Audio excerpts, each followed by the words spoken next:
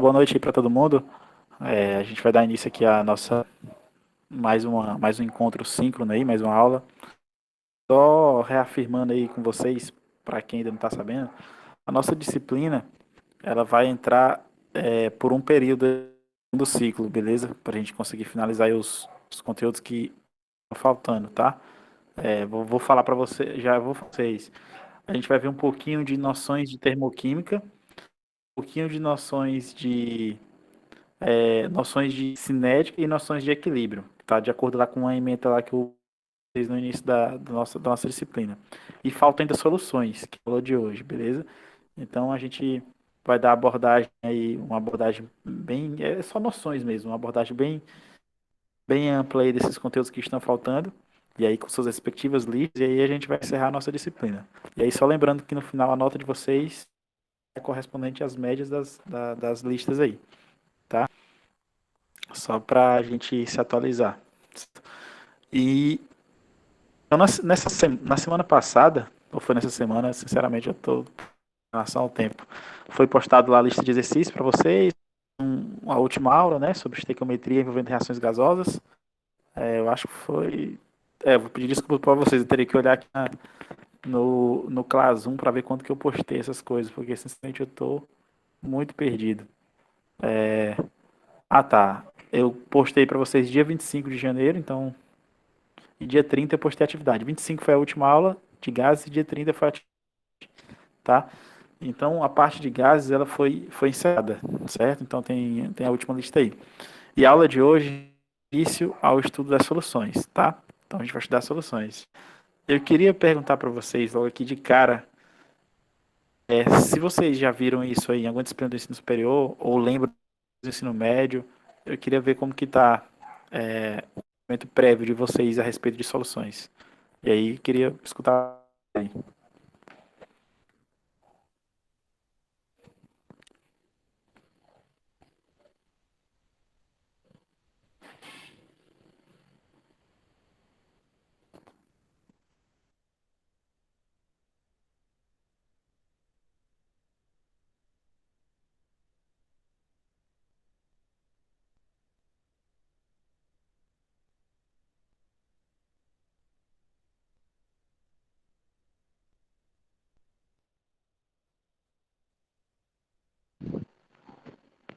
E aí, vocês já estudaram? Não estudaram ainda? Lembra só do ensino médio? Do ensino médio também não lembra? E aí?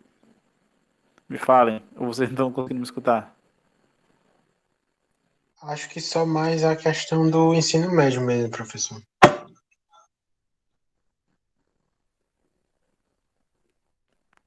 Deixa eu perguntar para. Mas consegue lembrar algumas coisas do ensino médio ou também ou muito pouca coisa? Tipo, lembra os conceitos de solução, mistura, essas coisas que é mistura também. Deixa eu perguntar aqui uma coisa.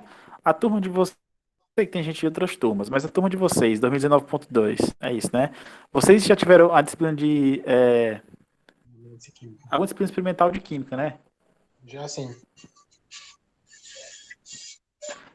Vocês chegaram a fazer prática relacionada com preparo de soluções ou não? Foi só reconhecimento de viridaria, essas coisas?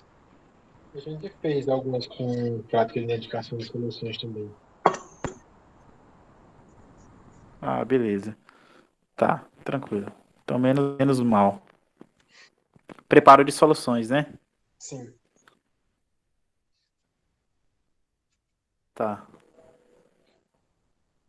tá. Então, vamos lá. Então, eu vou dar início aqui. Então, o que vai acontecer hoje aqui? Na nossa aula de introdução às soluções, para a gente não perder tempo, apesar de ser um assunto muito importante dentro da química, eu vou tentar terminar esse assunto de soluções duas aulas no máximo, ou seja, na aula de hoje e numa próxima aí já para finalizar, para a gente já a parte de termodinâmica, tá? Para a gente não perder muito tempo nessas, nessas coisas um pouco mais, certo? Então, deixa eu iniciar. Beleza. Então, essa aula aqui é uma aula um, tá? Sobre soluções, tá? A gente vai fazer É também naquele mesmo estilo, é meio que um estilo de revisão. Tá? A gente não vai ficar falando muito a fundo, não. Algumas coisas é, vão ser superficiais, as coisas a gente vai dar uma parada e tentar abordar de maneira mais detalhada. Mas, no geral, essa aula aqui tem caráter de revisão, tá? Sobre soluções, beleza? Então, a primeira coisa que a gente vai ter que ver aqui, antes de chegar em soluções de fato, é entender como que a matéria se apresenta, né?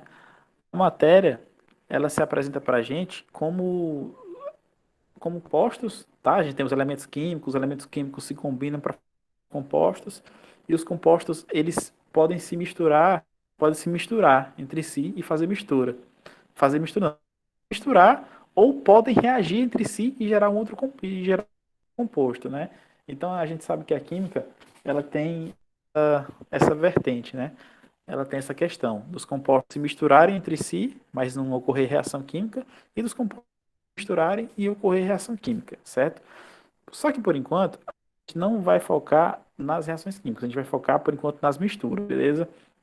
E aí quando a gente trabalha com misturas, a gente, nós, é, geralmente é apresentado para a gente duas classificações, né? Que são as misturas homogêneas e as misturas heterogêneas, né?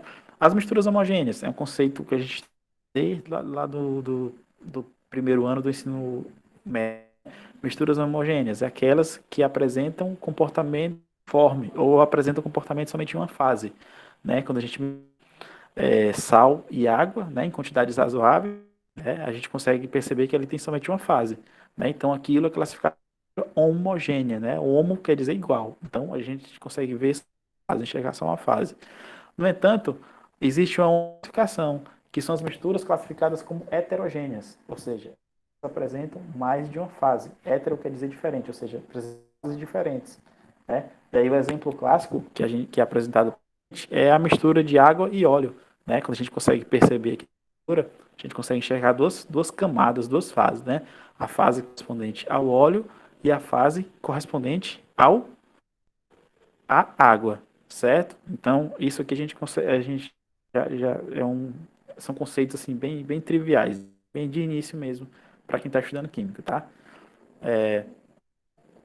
E aí eu trouxe para vocês aqui um diagrama que mostra mais ou menos uma maneira global de que está dividida a química em termos de compostos, misturas de elementos. E aí a gente vai mais ou menos ver em que a gente vai estar situado, que a gente vai estar estudando, beleza? Seguinte, ó, a gente tem a matéria, né? Deixa eu pegar aqui a caneta. A gente tem a matéria, que é como a gente tem a matéria, beleza? Essa matéria pode se apresentar na natureza como gás, líquido e sólido, ou seja, matéria gasosa, líquido e sólido. Ou vai ocorrer transformação de estado, né? Dependendo das condições de temperatura e pressão, essa matéria pode sair da fase gás, ir para a fase líquida e vir para a fase sólida, e vice-versa, né? Então, a gente tem transformação de estado, né?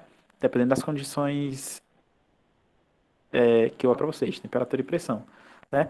E essa matéria, ela pode ser de duas maneiras. Pode ser dividida em substâncias e pode ser dividida em misturas, beleza?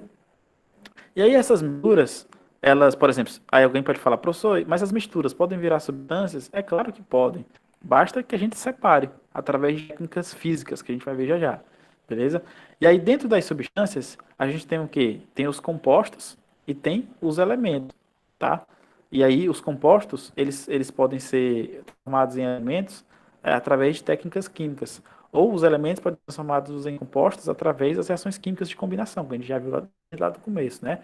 E aí quando a gente voltar aqui para esse quadrado em laranja, que fala das misturas, é aqui que a gente vai trabalhar por enquanto, tá? E aí as misturas, como eu falei, elas podem apresentar como homogêneas e heterogêneas. E as homogêneas recebem de soluções. Então é isso que a gente vai estudar, são as soluções, tá? A gente vai estudar mais ou menos nessa área aqui, na parte das misturas, tá? Só que eu já fez o conceito certinho de solução. Deu para entender, gente, esse diagrama? Tranquilo? Todo mundo? Tranquilo. Beleza. Então, eu acabei de falar para vocês que quando a gente está aqui, ó, quando a gente passar dessa fase aqui, ó, de misturas tá? Então, antes das soluções, eu vou falar um pouquinho de mistura. Quando eu quero passar dessa fase aqui, ó, de mistura para as substâncias, ou seja, eu quero pegar uma mistura e separar elas em substâncias. A gente tem algumas técnicas físicas. Ou seja, essa separação aqui, ela é baseada nas propriedades físicas das substâncias que compõem a mistura. Beleza? Então, todos vocês já devem ter ouvido falar da palavra filtração, né? Porque a filtração ela não é utilizada somente lá no laboratório de química, ela é utilizada no nosso cotidiano, né? No nosso dia, quando a pessoa vai fazer o café, por exemplo, né? Um exemplo clássico aí é o café de filtração, né? Então, basicamente, a gente tem essa filtração ocasionada principalmente pela diferença de solubilidade, né? A gente tem geralmente materiais porosos que conseguem reter uma determinada substância. Então a filtração ela é basicamente baseada no tamanho das partículas e na solubilidade das partículas. E aí outro processo físico que a gente tem é a cantação. E agora eu queria perguntar para vocês o que vocês entendem por decantação e ela é baseada em que processo físico para ocorrer a cantação? Eu vou perguntar individualmente para vocês aí, se vocês estão muito tímidos hoje. Fala aí, o Edson ou o John Wesley, vocês dois aí. O que vocês acham?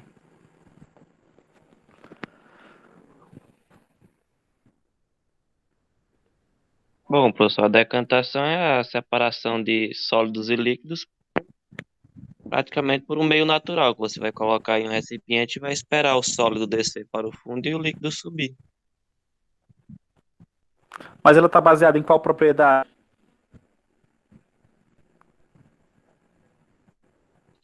Não entendi, professor, tá cortando muito aqui minha internet. Pode ser que seja a minha também. Eu te perguntei se ela está baseada. O que tu falou está correto. Eu estou te perguntando se ela é baseada em qual propriedade física?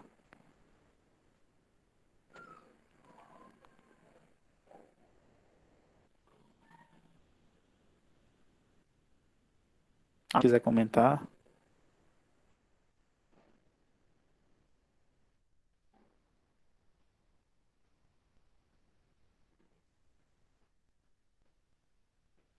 Ó, a decantação é isso mesmo que o Edson falou. A gente tem a separação lá pelo meio natural. E aí essa fica aqui, ó, né? Você tem um líquido que desce e o líquido que permanece na superfície. E aí a propriedade física na qual se baseia a decantação é na densidade dos líquidos ou das substâncias que compõem a mistura. Então é interessante a gente notar que a decantação ela não é somente só de líquido, não, gente. Ela pode ser que ela aconteça entre dois líquidos, desde que os dois tenham diferença de densidade, tá? A propriedade física na qual se baseia a decantação é na densidade, beleza? E aí a gente tem outra maneira de separar uma mistura, que é através de quê? Da destilação, tá? A destilação, que é o principal meio aí que as empresas, indústrias fabricam a cachaça. Muitas vezes as cachaças são chamadas de destilados. Então, a destilação, você tem uma solução, né? Uma mistura, e aí você fornece calor. E aí a substância mais volátil, ela vai conseguir evaporar, digamos assim. Depois você vai utilizar um condensador para fazer essa substância ela virar líquido de novo e você consegue juntá-la, certo? Então, o solvente, ou que no caso a matéria mais volátil, ela consegue virar gás, você colhe ela em determinado lugar, faz ela condensar, ela vira líquido e aí você destilado. Ou seja, a destilação ela é baseada em que propriedade física? No ponto de ebulição, beleza? Então, basicamente pela diferença de pontos de ebulição, a gente consegue separar uma mistura através do processo de destilação, tá? Eu aconselho vocês firmemente, eu aconselho vocês depois a dar uma revisada, pegar qualquer livro aí de química geral e dar uma revisada aí nos processos de separação de misturas, tá? Não é tão o foco aqui do nosso assunto aqui no momento, que a gente vai falar de soluções, mas eu achei interessante para agregar aqui, para a gente não começar a falar só de soluções e dar um passo atrás antes, que no caso é falar de mistura, tá?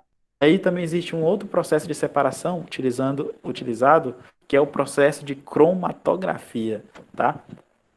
O processo de filtração, decantação e destilação, a gente já vê no nosso cotidiano, né? Destilação nem tanto. Destilação a gente já costuma ver, filtração principalmente, e já estuda isso aqui no ensino médio. Algumas vezes até no ensino fundamental, lá em ciências. Quando aparece o termo cromatografia, já é um termo que não é tão comum para o nosso conhecimento inicial de química, né? E aí a cromatografia, gente, é uma técnica de separação poderosíssima. Ela vai basear-se, basicamente, no poder de interação entre as substâncias que compõem com uma determinada superfície, tá? Você tem geralmente umas colunas cromáticas e aí você joga uma mistura lá dentro. E aí essa mistura, ela vai reagir ou vai interagir de maneiras diferentes com as substâncias dentro da coluna. E aí no final, dependendo dessa interação e dessa reação, vai sair somente a substância que não teve interação com a substância da coluna. Ou seja, ela é baseada em forças intermoleculares, digamos assim, tá? É uma técnica, eu tô falando assim de maneira bem simples, bem trivial, gente, porque tem todo um formalismo, tem toda uma teoria por trás da cromatografia. E ela é usada bastante em grandes laboratórios, tanto do ponto de vista industrial, para separar, quanto do ponto de vista científico, né? E também é utilizado muito por peritos criminais. Geralmente eles pegam uma amostra e identificar o que tem na amostra, é necessário separar, né? Você pega às vezes uma determinada, você pega às vezes uma amostra que, sei lá, tem suspeita que tenha uso de cocaína, por exemplo. Só que antes de você verificar se tem cocaína naquela amostra, é necessário você fazer toda a separação para caracterizar de fato se tem traços de cocaína, certo? Então é uma ferramenta para separar a mistura poderosíssima. Aí é óbvio que tem vários tipos de cromatografia, isso aí vocês vão ver lá nas disciplinas de química analítica, tá? De cromatografia. Eu tô falando aqui para vocês só para dar um adiantamento, beleza? Para a gente não ficar só nas técnicas simples aí, que são filtro, decantação e destilação, tá? Então isso a gente fez de separação até agora. Agora, de fato, depois de ter feito essa introdução aqui, a gente vai falar de fato das soluções, tá? Que é o que eu tenho interesse, tá? Ou seja, solução é um tipo de mistura. Só que a mistura, viu que ela pode ser heterogênea e homogênea. Só que a solução, o conceito de solução é esse aqui, ó. Solução é uma mistura, né? Portanto, eu tinha falado que era uma mistura. É uma mistura homogênea de duas ou mais substâncias, beleza? Então, o que a gente vai estudar agora nessas próximas aulas é, de fato, as soluções. A gente vai estudar como que calcula alguns parâmetros quantitativos das soluções. Vamos estudar os tipos de soluções. Vamos estudar, vou falar um slide rapidinho aqui sobre preparo de soluções e mostrar para vocês alguns aí que poderão ser cobrados, tá? Ou também que poderão ajudar lá no laboratório. O tipo de exercício que eu vou mostrar aqui para vocês, tá? Alguém pode perguntar, professor, por que a gente vai estudar soluções? Então, assim de cara.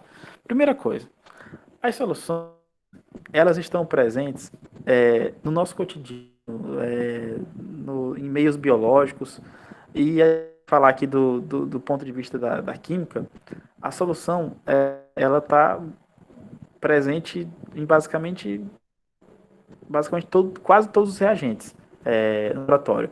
Porque vocês já viram disciplinas experimentais, vocês sabem que a maioria das reações químicas acontece através de solução, né? Vamos falar aqui, por exemplo, eu vou fazer uma reação entre o ácido sulfúrico e o hidróxido de sódio, por exemplo, entre o ácido e uma base. Então, eu não vou pegar lá o composto ácido sulfúrico, ele sólido, e vou misturar com hidróxido de sódio sólido. Essas substâncias, elas encontram-se em solução, ou seja, elas misturadas com outra coisa, que geralmente é água. Aí você vai pegar uma solução de óxido de sódio, uma solução de ácido sulfúrico, aí você vai misturá-las, e aí vai dar prosseguimento à reação, né? Então, a maioria das reações que acontecem no laboratório químico são reações que acontecem por via, através da mistura de soluções. E não dos postos puros, digamos assim, certo? Então, por isso que, do ponto de vista da química, é importante a gente introduzir esse conhecimento aqui de solução, tá? A gente saber as propriedades, saber como se e saber como se calcula os aspectos quantitativos, tá? Então é por conta disso, pela presença constante da solução no laboratório de química, tá? E aí, por exemplo, a gente, só falando para vocês aqui alguns conceitos interessantes de solução, algumas nomenclaturas importantes, vocês vão ver o exemplo aqui, ó, por exemplo, um Becker, né? Esse Becker aqui que eu estou marcando para vocês, que é a esquerda, né? Ele tem, eu tenho uma solução inicial, eu tenho somente água nesse Becker e vou adicionar uma colher de chá de açúcar, tá? Se eu adiciono essa colher de açúcar, né? E aí passa um dado tempo, vou mexer, agitar, passa um tempo T, você vai ver que eu formei uma solução de água e açúcar. Por que, professor, que foi uma solução de água e açúcar? Porque quando eu misturei e formou aqui nesse lado direito, vocês viram que formou algo que tem somente uma fase. Então formou uma mistura homogênea. Só que uma mistura homogênea também é chamada de solução.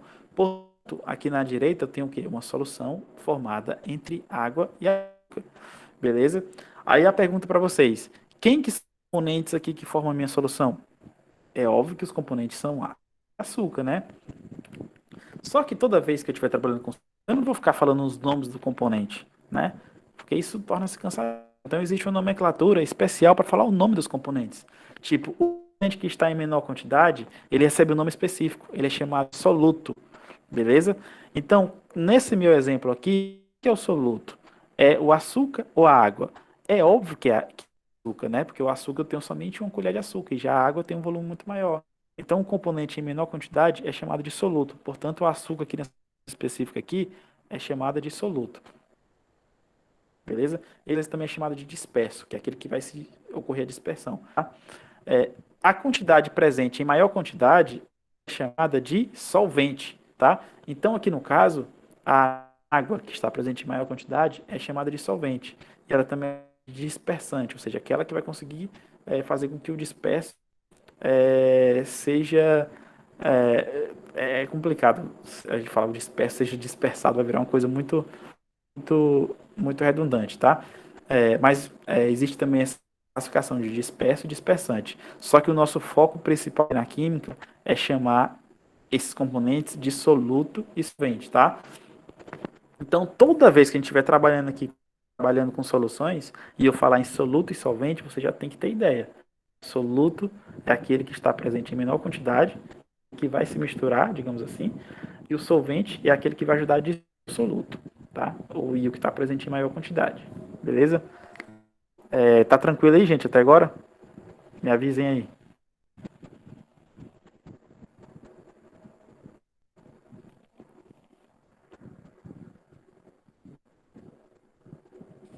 Tá, beleza. Agora, depois que nós vimos aí o conceito de solução, né? Já falei para vocês por que a gente estuda solução, né? Porque a maioria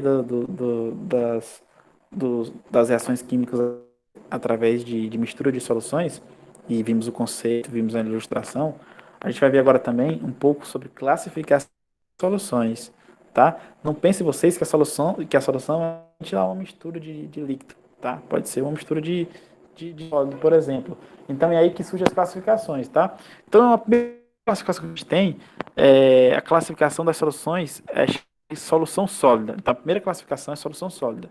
Quando é solução sólida, professor?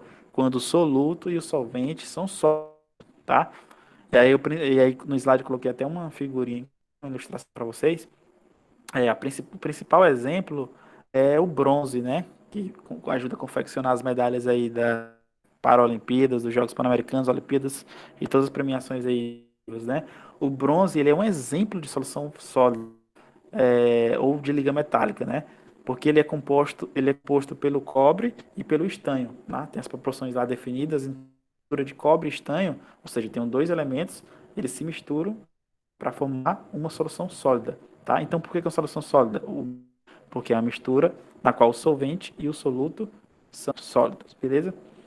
Aí depois, até como tarefa para vocês, depois vocês pesquisem lá quanto que é a proporção de cobre e estanho. Que aí, dependendo da proporção, vocês vão identificar quem que é o soluto e quem que é o solvente, no caso, beleza? Fica até como tarefinha para você, certo? Outra classificação de solução é aquela que a gente classifica como solução gasosa. É óbvio, aliás, por motivos óbvios, essa classificação acontece como sendo solução gasosa, por quê? Porque o soluto e o solvente estão presentes na fase gasosa. E aí o principal exemplo é o ar, né? O ar, né, ele é composto por nitrogênio, oxigênio, argônio, gás carbônico e outros gases.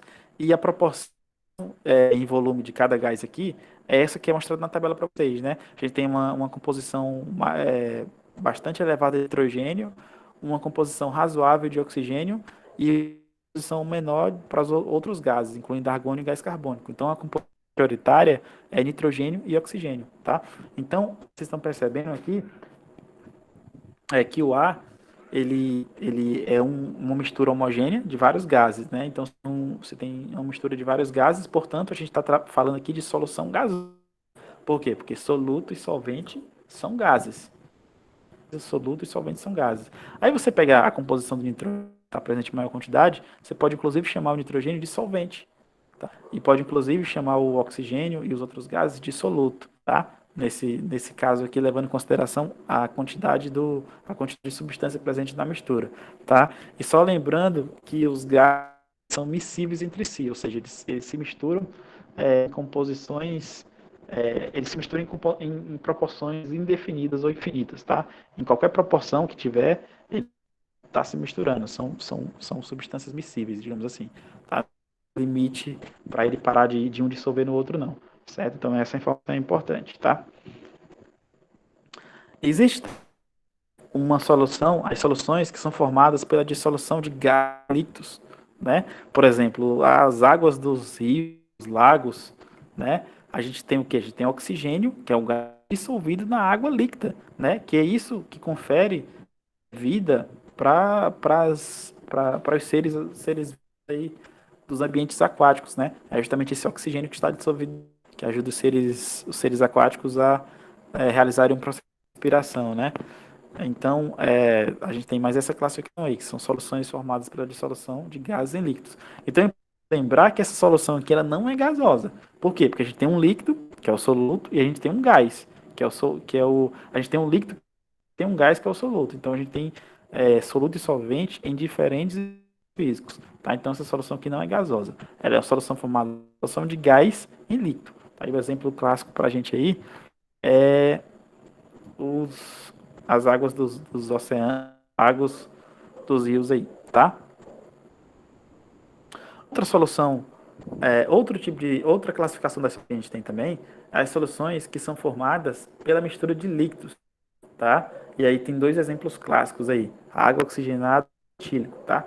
Então, geralmente no laboratório, essa é a que tem as aplicações práticas mais corriqueiras no laboratório químico, tá? São soluções líquidas. Você vai pegar uma solução de um composto, uma solução líquida do outro composto, vai colocá-lo em um determinado becker, balão volumétrico, qualquer coisa aí que ajuda, que sirva como meio racional para ocorrer essa mistura, essa reação química. E aí você vai perceber que essa mistura de soluções líquidas é o principal modo com que os compostos estão armazenados no laboratório, como eu já tinha falado para vocês. Então, o nosso foco, a princípio, vai ser para esse tipo de solução, tá? Formada por líquido, beleza?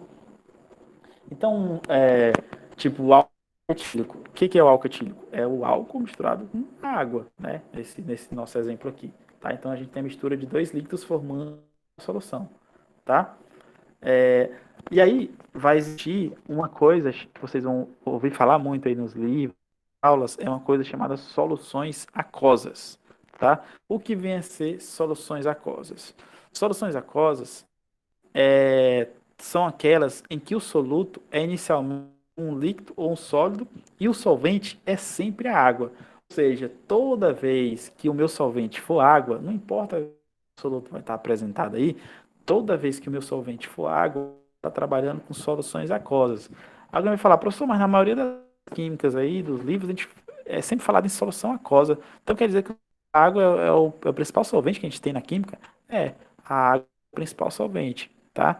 A maioria das reações são através de ambientes aquosos, levando a água como solvente. A água tem essa característica fantástica aí de ser um excelente solvente dentro da química, tá? Deixa eu ver se eu tenho coisa para falar para vocês hoje. Tem. Tá? E aí dentro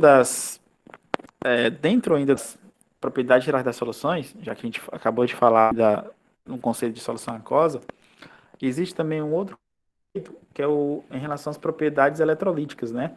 Existem as soluções que são formadas por eletrólitos, tá? E existem as soluções que são formadas por não eletrólitos, tá? O que são as soluções formadas por eletrólitos? São aquelas substâncias que elas conseguem ionizar-se e formar íons, tá? Então, eletrólito são aquelas substâncias que conseguem, quando se dissolvem em água, elas conseguem formar íons, tá? E os não eletrólitos são aquelas substâncias que, quando dissolvidas em água, ela não formam íons. Ou outro conceito, eletrólitos são todas aquelas substâncias que, quando elas conseguem é, elas produzir eletricidade, tá? E o não eletrólito são substâncias que, quando dissolvidas, não produzem eletricidade. Uma outra característica importante para a gente estar vendo, tá? E aí, quando eu falar para vocês que essa questão de eletricidade, essa eletricidade ela é ocasionada, geralmente ela é ocasionada pela presença de átomos com cargas elétricas, né? Que são os chamados, tá? Então, por exemplo, vamos colocar em exemplos bem práticos, tá? Por exemplo, eu vou pegar o NaCl, né? O NaCl, que é o cloreto de sódio, né? Que é o principal constituinte do sal de cozinha. Esse NaCl, quando eu misturo com água, ou seja, eu tenho um becker com água, adicionar NaCl, tá? Então, por isso que está aparecendo a água aqui, que eu vou misturar os dois. Quando eu misturo NaCl, essa NaCl, ela vai ser o quê? Ela vai ser quebrada, tá? Ela vai ser quebrada no processo de dissolução. O que é dissolução? Eu vou pegar o NaCl e vou jogar dentro da água para dissolver. Só que não vai ser uma simples dissolução, vai ser um processo de ionização, ou, na verdade, um processo de dissociação. Por que é dissociação? Porque eu vou pegar os íons que compõem o NaCl e vou separá-los, ou seja, eu vou transformá-los em íons com carga elétrica. E aí vocês vão perceber que o meu NaCl no início, ele é sólido, né? Só lembrava do sal de cozinha, ele é sólido. E aí quando ocorre o processo de dissolução, ele vai gerar íon com essa sigla aqui, ó, AQ, que aí vocês já sabem. O que é o AQ? Significa que os íons estão em ambientes aquosos, ou seja, eles estão interagindo com a água, tá? É uma solução aquosa. Então, os íons de sódio, que é o Na+, e os íons de cloreto, que é o Cl-, eles estão agora não mais sólidos, eles estão em ambientes aquosos, tá? E aí essa reação ela recebe o nome de hidratação, tem toda a história que vocês vão estudar depois. Então, essas substâncias aqui, o NaCl, por exemplo, ele é classificado como eletrólito. Por quê, professor? Porque o aparecimento dessas cargas elétricas aqui vai favorecer que ocorra um fluxo de elétrons na solução e vai acontecer, esse fluxo de elétron vai ocasionar um movimento de cargas e essa solução vai conduzir a eletricidade por conta desse fluxo de elétron, desse movimento de cargas, tá? E aí existe até um experimentozinho básico, tá? Você tem, nessa figura aqui, você tem 3 elétrons, tá? No exemplo A, é uma solução na qual eu não tenho um eletrólito. Na verdade, eu tenho um não eletrólito, ou seja, uma substância que não vai se dissolver, não vai formar cargas. E não vai conduzir eletricidade, portanto, a luz não vai acender, tá? Na figura B, eu tenho uma substância, sim, ela vai sofrer dissolução, vai gerar cargas, eletricidade, só que a lâmpada vai acender-se somente de maneira parcial, somente. Então, isso aqui é classificado como um eletrólito fraco. Que eletrólito fraco é esse? O que é um eletrólito fraco? Ele vai se dissolver, vai gerar cátions e ânions, ou seja, espécies com cargas elétricas, só que a quantidade de cargas, a quantidade de cátions e ânions é muito pequena. Portanto, a eletricidade produzida nesse tipo de dissociação é muito baixa. Por isso que a lâmpada acende somente de maneira parcial. E aí na letra C já tem uma coisa que é chamada de eletrólito forte. É quando eu tenho uma substância que ela, quando dissolvida, ela vai se dissociar completamente, formando uma grande quantidade de cátions e ânions. E como eu tenho de carga aqui dentro da solução, vai ter o fluxo de elétron, que eu falei para vocês, vai ter o de cargas e vai favorecer o processo de fluxo de produção de eletricidade. tá? E aí quando você liga a lâmpada dessa solução, através de dois eletrodos, vai ter um fluxo de carga, fluxo elétrico, que eu falei para vocês, e vai ocasionar o acendimento completo. Por quê que a lâmpada acendeu? Porque nesse caso aqui eu tenho um eletrodo forte, ou seja, ele se dissolveu completamente, gerando grande quantidade de energia aqui dentro da solução, tá? Eu vou parar aqui, gente, nesse slide e vou perguntar para vocês. Se conseguirem entender, gente, tô falando muito rápido. É, primeiro, por conta do nosso tempo, né? E segundo, porque eu admitindo que vocês estão entendendo. Como vocês estão muito calados, eu estou admitindo que vocês estão entendendo. Me falem aí, se vocês conseguirem entender essa parte aqui da questão de eletrólito e não eletrólito.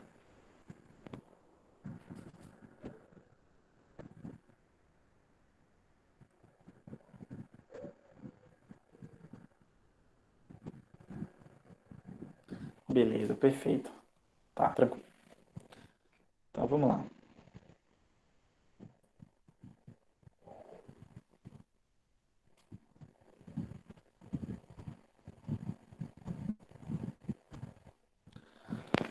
Aí, gente, agora é mostrado para vocês uma classificação, né? Porque alguém poderia falar, "Professor, lista aí para mim os eletrólitos fortes, fale para mim dos fracos e os que não são eletrólitos." Então, essa tabela já vem para responder a pergunta de vocês, caso alguém tenha curiosidade, tá?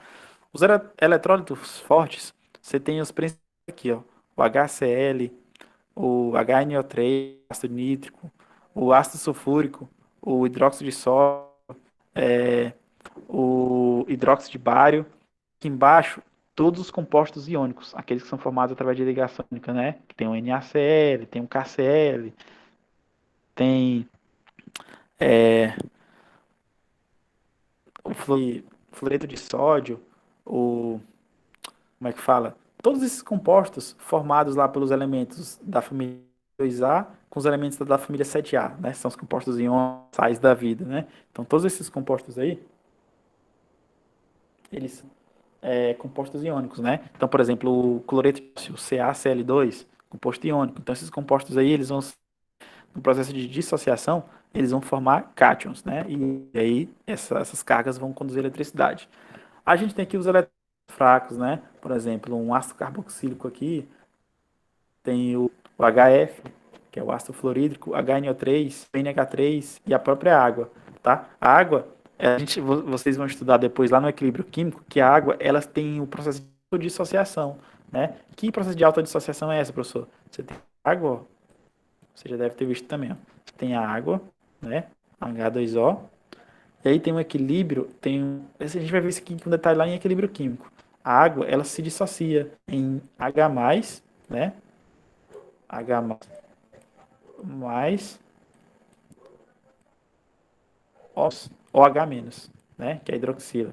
Alguém perguntar se aqui a água sozinha ela conduz eletricidade? Sim. Por quê? Porque tem a dissociação da água. É como se a molécula de água se quebrasse, formando H+ e OH-, tá? Aí é óbvio que essa reação também ela é reversível, tá? O H+ com OH-, ele se junta para formar água, então tem reação reversível. Ela funciona de um lado, também funciona voltando, tá? Só que a quantidade de íons produzidos, ou seja, H+ e OH-, é muito pequena. Portanto, é classificado como um eletrólito fraco. Ela conduz eletricidade, mas de maneira bem fraca. Por quê? Porque geralmente a quantidade de íons que eles mesmos reagem entre si para formar água de volta.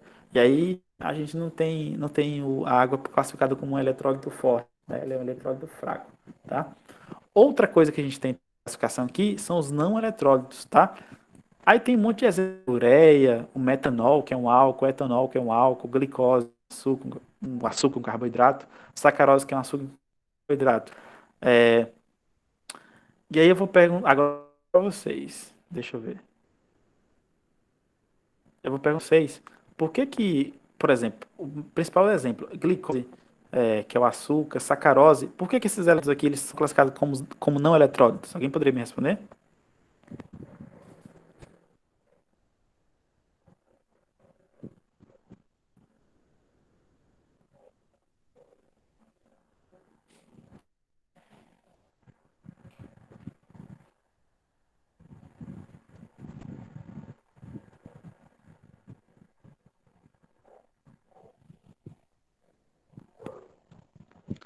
É com base em tudo que eu já até agora. Fala aí, Edson, de novo. Ela não forma íons na solução. Isso, ela não usa uma solução. Então, ele é um não eletrólito, por quê? Porque quando você pega açúcares, que é a glicose, sacarose, e dissolver em água, por exemplo, a água vai fazer com essas moléculas? Ela vai somente separá-las, para deixar elas combatadas, elas rodeadas de água. Já os compostos iônicos, não. Quando a água interagir com os compostos iônicos, ela vai quebrar a molécula.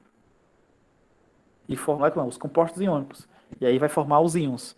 Tá? Então, moléculas aqui, como glicose, ureia, sacarose, os açúcares de modo geral, eles vão se dissolver na água, só que eles não vão ser quebrados. Portanto, não vão formar íons.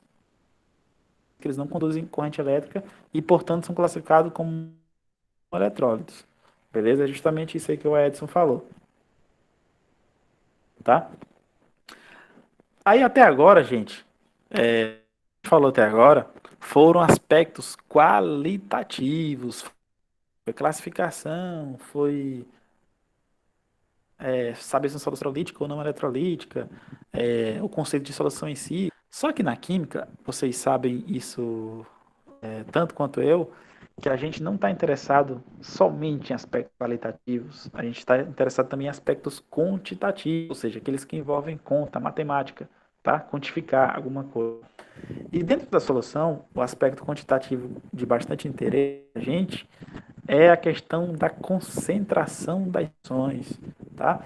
Então, por exemplo, no laboratório, quando você tem um frasco lá com a solução, eu esqueci até de colocar uma foto aqui de cada. Você tem um frasco, né? Vou até desenhar aqui. Geralmente tem um frasco que ajuda a armazenar as soluções. Ele está aqui, ó. Suponhamos que isso é um frasco que ele tem uma tampa aqui, tá? Desenho ruim pra caramba, tá? Então aqui é um frasco. Aí esse frasco, geralmente ele está escrito assim, H2SO4, tá? Geralmente no frasco ele está escrito assim, ó, H2SO4, solução de H2SO4, tá? E aí em cima ele tem uma coisa escrita assim, ó, 0,5 M. Geralmente tem isso, ó.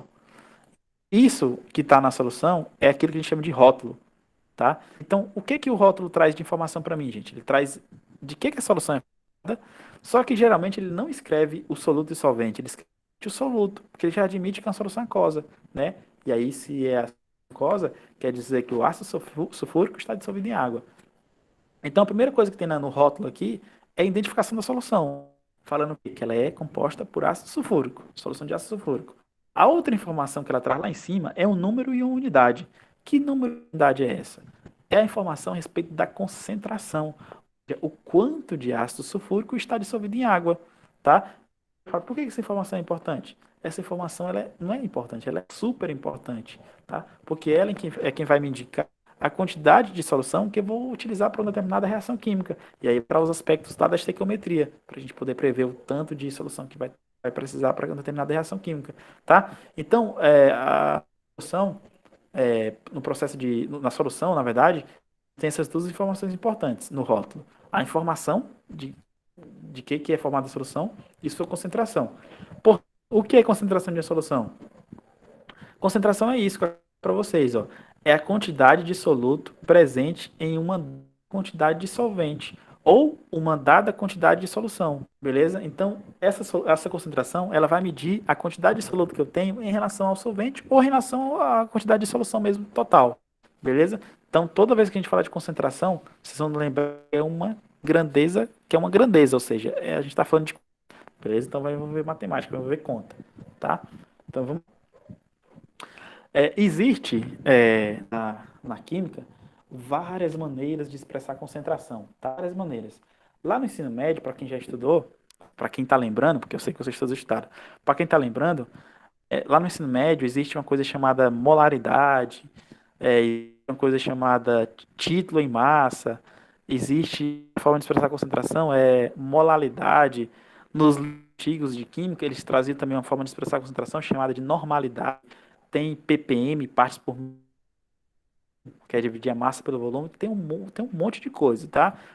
Não tá lembrando? Também aconselho o quê? Pega um livro lá do ensino médio, passem rapidinho lá no capítulo de soluções, tá? Livro de segundo ano, e dê uma revisada sobre formas de expressar concentração lá no ensino médio. Aí depois vocês podem até passar para o livro do superior para comparar as abordagens, tá? Aqui no ensino superior, a gente vai trabalhar basicamente com duas formas só. A gente vai trabalhar só com porcentagem em massa, que é correspondente ao título lá do ensino médio, e vai estudar a concentração molar, que lá no ensino médio é chamada de molaridade, tá? Então a gente vai limitar nosso estudo basicamente para essas duas formas de expressar a concentração, tá? Caramba, eu tô falando muito rápido. Vamos lá.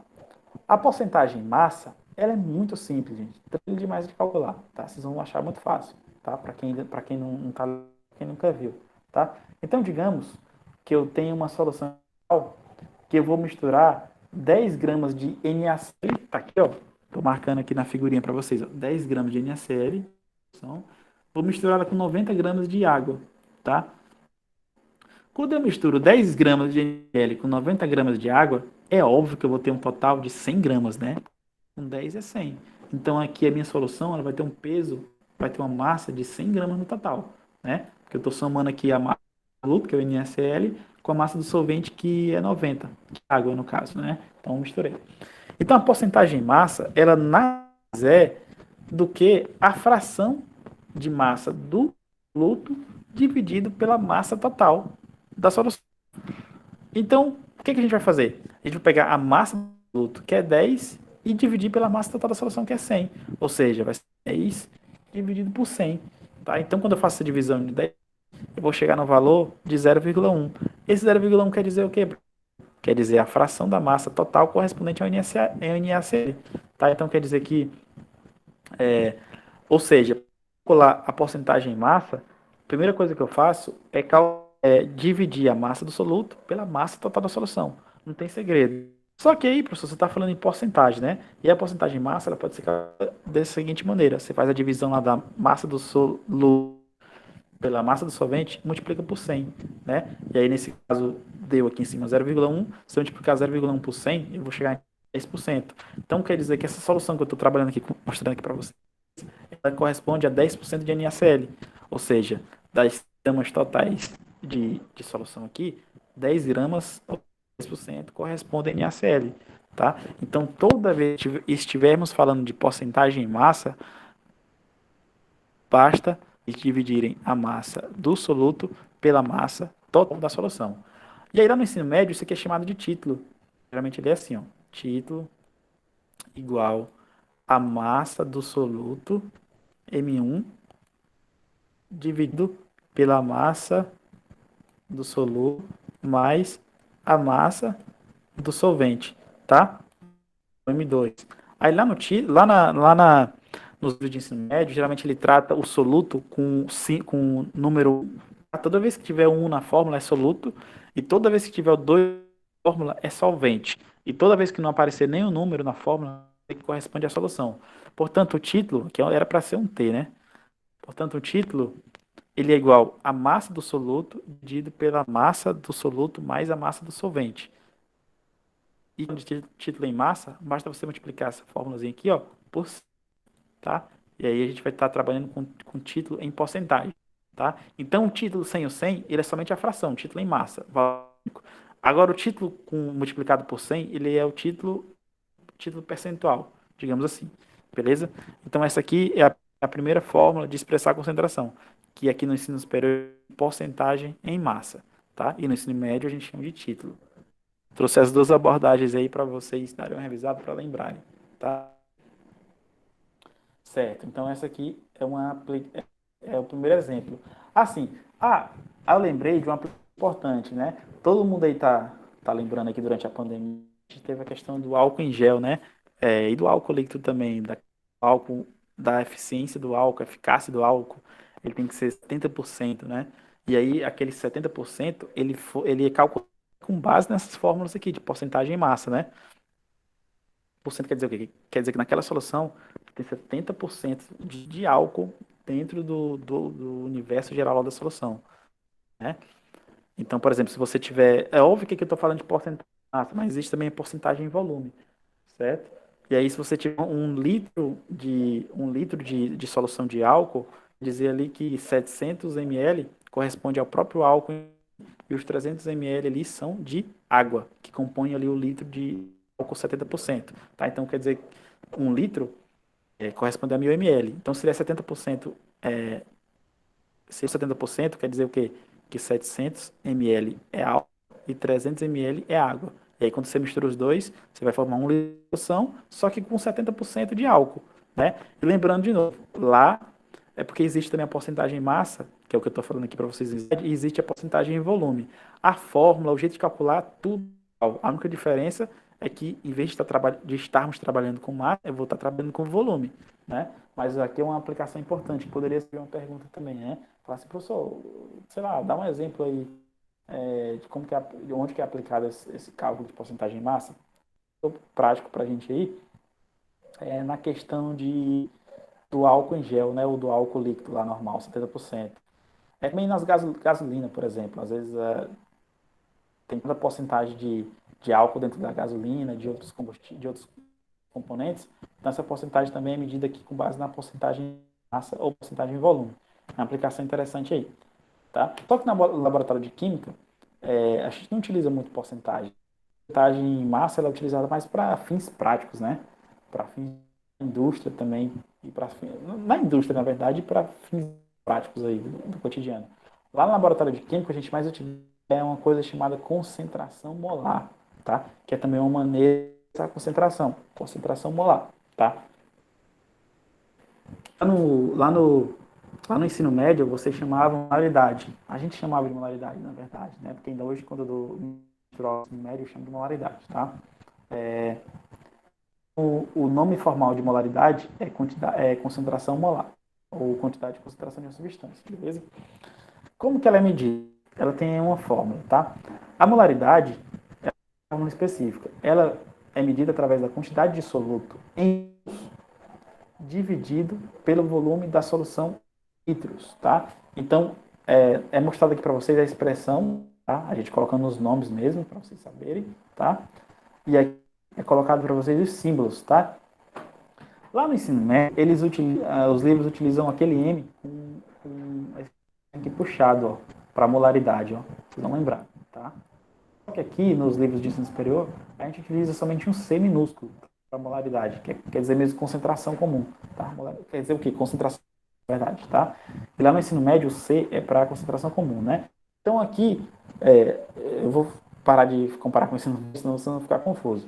Então aqui no ensino superior, a concentração molar é representada por C, ela é igual a um número de mol, ou seja, N dividido pelo V. Mas que N é esse, professor? Esse N é número de mol do soluto. E o V, professor, é do solvente? Não. O V é o volume em litros da solução. Beleza? Outra coisa interessante, gente.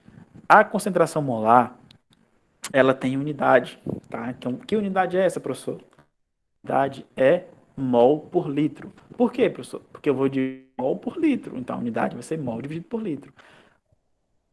Muitas vezes esse M maiúsculo como unidade, que é o mol, mas ele é igual a 1 mol por litro. Beleza? Outra coisa também que é interessante vocês notarem, tá? Aqui nesse slide, lá embaixo, eu falo um pouquinho, eu coloquei para vocês o que é o M, né? Ele é lido como molar, é a unidade do sistema internacional. Só que geralmente também os químicos trabalham com concentração muito baixa, né? Concentração muito baixa de soluto.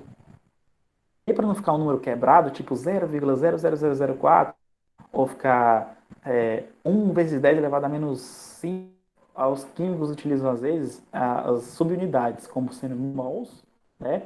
Esse M, mol a menos 1, milimol, tá? Que aí o mili, vocês vão lembrar que é o 10 a menos 3, né? Vocês vão lembrar que o mili é 10 a menos 3. Então, para não ficar com essas notações do número pequenos, os químicos utilizam essa subunidade, milimol. Ou utilizam também o micromol. O micromol, ele vale 10 a menos 6, tá? 10 aqui sai horroroso, tá? Então, muitas vezes vocês vão ver nos livros algum problema, algum exercício, ou algum artigo científico, as unidades em milimol ou micromol. Aí vocês já vão lembrar, ele está utilizando isso, soluções são bastante diluídas nesse caso. O que é bastante diluído? Está com concentração bastante baixa, tá? Diluição a gente vai ver lá. Eu só falei esse nome aqui, mas não era nem para não falar agora, tá? Então é isso. E aí eu coloquei esse quadro aqui só para a gente revisar a respeito dessa fórmula aqui da molaridade, para quem não está lembrando, tá? Então, a molaridade, ou ação molar, é o C minúsculo, né? E ao número de mols do soluto, N, dividido pelo volume em mols, beleza? Só que aí, lá na lista de estequiometria, eu falei para vocês como é que calcula o número de mols. Falei que o número de mols, que é o M, ele é igual ao quê? A massa em gramas, que é o M minúsculo, dividido pela massa molar, o M maiúsculo. Então, o que eu faço? Eu posso pegar esse valor aqui, como que eu calculo o N, lá da estequiometria que a gente viu, e posso jogar lá na concentração molar. Portanto, o meu C, que é molar, vai ser igual ao quê? Vai ser igual o M minúsculo dividido pelo M maiúsculo vezes o V da fórmula da concentração molar, tá? Então, muitas vezes vocês vão ver a fórmula da concentração molar desse jeito, tá? Aí, professor, qual a diferença disso daí? A diferença é porque agora a concentração molar ela pode ser calculada diretamente quando eu tiver a informação da massa do soluto. Então, como que eu vou calcular, professor? É só você pegar a massa do soluto e dividir pela multiplicação da massa molar do soluto vezes o volume da solução, beleza? Então, existe geralmente essa fórmula aqui, fórmula que a gente mais utiliza lá no laboratório de química, né? Da solução. Primeira coisa, eu quero saber a quantidade de massa que eu vou ter que dissolver para formar uma solução.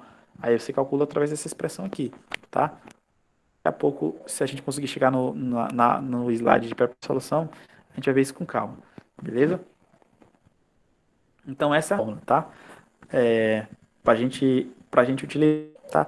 Aí alguém pode falar assim, professor, essa fórmula aí ela permite calcular a concentração, né? Aí eu vou dizer para vocês, permite. Aí alguém, professor, isso é a questão, ou lá no laboratório de química, eu não quiser saber a concentração, quiser saber o volume, sendo que ele me forneceu a concentração em... Aí é só você isolar aqui o volume e você vai achar o volume da solução. Aquela massa para aquela concentração. Ou se eu quiser achar a massa, professor, aí isolar a massa, faz todo o arranjo algébrico aqui com a equação da concentração molar, você vai achar a massa, tá?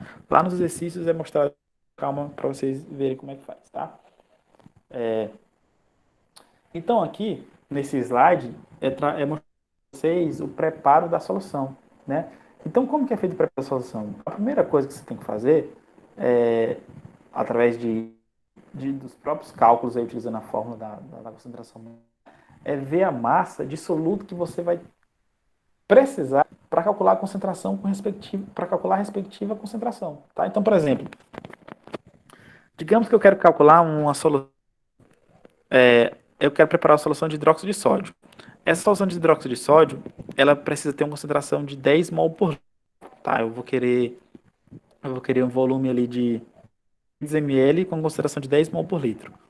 Então, para você vai ter que pesar a massa correspondente a isso e colocar aqui nos recipientes. Então, vai ter uma massa específica. Agora, digamos que eu quero uma solução de 1 litro. Então, você vai fazer o mesmo processo, só que vai ser uma massa diferente, tá? Vai ser uma massa diferente. Então, o primeiro passo para você preparar uma solução é pesar a tua massa necessária para aquela concentração específica que você está trabalhando. Depois que você pesou essa massa, o que você vai fazer? Então, eu vou falar aqui aspecto prático. Quando eu for falar de aspecto quantitativo, eu vou falar nas questões lá na frente. Então, do aspecto prático, o que você vai fazer? Você vai pesar a massa, logo em seguida você vai jogar essa massa aqui dentro do balão volumétrico. Você colocou a massa aqui dentro, ó, tá marcado aqui, ó, sólido, tá? Deixa eu pegar aqui a caneta vermelha, cadê a cor? Tá? E aí, logo em seguida que você jogou a massa, o que você vai colocar um funil para ajudar aqui do solvente, que no caso aqui é a água. Aí você vai adicionar o solvente aqui dentro do balão volumétrico para dissolver o soluto, né? Com breve agitação. Você adicionou um pouco de água e dissolveu, aí você vai adicionando quantidades gradativas água e mexendo para dissolver, beleza? Aí você chega no estágio B, quando o seu soluto já está praticamente dissolvido, né? No estágio B. O que vai acontecer? Você vai completar o volume até essa marca aqui, que é o tá? Que é o volume correspondente à solução que você quer. Aí, por exemplo, tipo, tem balão volumétrico de 500 ml. Aí, se eu quiser preparar uma solução de 500 ml, eu uso o balão volumétrico de 500. Tem balão volumétrico de 250. Se eu quiser preparar uma solução de 250, eu uso o balão volumétrico de 250. Por quê, professor? Porque o menisco, essa linha aqui, ele já vai ser um guia do volume que eu vou ter que encher para atingir aquela concentração que eu quero, já com base na massa, tá? Então eu vou usar sempre o balão volumétrico adequado para aquela concentração adequada, tá? Tipo, tem um balão volumétrico de 1 litro? Tem. Então se eu quiser uma solução de 1 litro, eu uso o balão de 1 litro, tá? Porque aí, isso que vai ser o meu guia do volume que eu vou ter que preencher. Alguém pode falar assim, professor, e se o volume aqui passar? Se passar é um problema, porque quer dizer que você tem mais volume do que o previsto lá pela fórmula. A sua concentração não vai ser mais a que você previu lá pela fórmula. Por quê? Porque o volume passou, é maior do que você previu, tá? E aí, gente, vai ficar... aí a próxima parte aqui da aula eram questões envolvendo soluções, tá? E aí, como a nossa aula já está estourada, e eu acho que a maioria de vocês devem ter aula aqui agora, então a continuidade da aula, que no caso aqui são esses exercícios, vai ficar com momento assíncrono, tá? Ou seja, eu vou gravar a resolução dos exercícios e vou estar postando para vocês. Tranquilo? Com alguma dúvida? Comentem aí. Ou falem, não sei.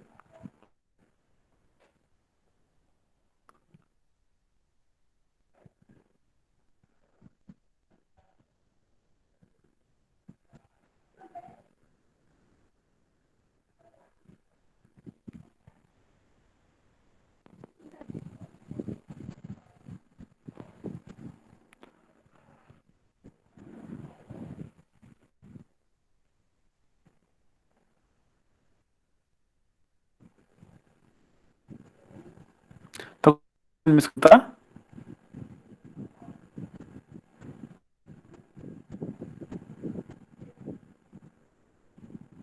Para ouvir, professor. Tá tranquilo a explicação, deu para entender. Tá tranquilo, então? De Tá. boa. Alguém falou que tá cortando o áudio. Acho que é a Jaqueline. Aí eu tô na dúvida se é minha internet ou a de vocês. Não sei como que tá no áudio aí.